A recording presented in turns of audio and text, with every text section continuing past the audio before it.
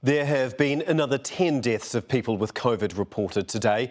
It follows 27 deaths yesterday and 24 on Wednesday. It takes the total death toll to 1,303. More than 6,000 community cases were reported and 361 people are in hospital. 9 are in intensive care.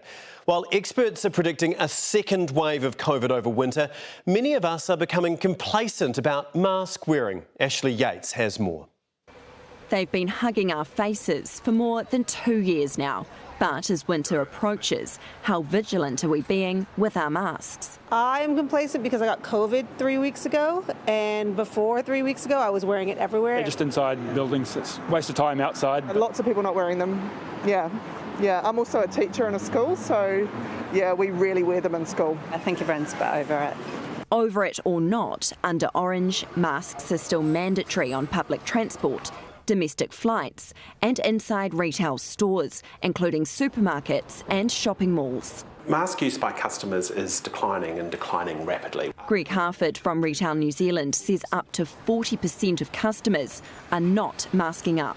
We're hearing about situations where retail workers are being sworn at, they're being yelled at, they're sometimes being threatened. COVID-19 modeller Dion O'Neill says masks remain vital. The government guidelines and requirements are setting out the minimum that they expect people to be able to comply with. He says it's important ahead of an expected surge in cases over winter. If people stop taking precautions, that could arrive sooner. And one of the things that's tricky and is unknown is exactly which variants will be contributing to that rise in cases. Flu numbers are on the rise too, and what keeps us safe from COVID can keep us safe from flu. But the winter demand has already come early for St John, in fact 6 weeks earlier than expected. Call-out numbers are now exceeding those seen during the Omicron surge. Mask wearing is still really important. Winter's illnesses have arrived early this year, putting extra strain on our health system. But you can do your part by keeping up with healthy practices like mask wearing, social distancing and washing your hands.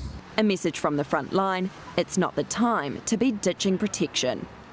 Well, Ashley is at Auckland Hospital for us now, and we know this time of year is busy for hospitals, but how does it compare to previous years?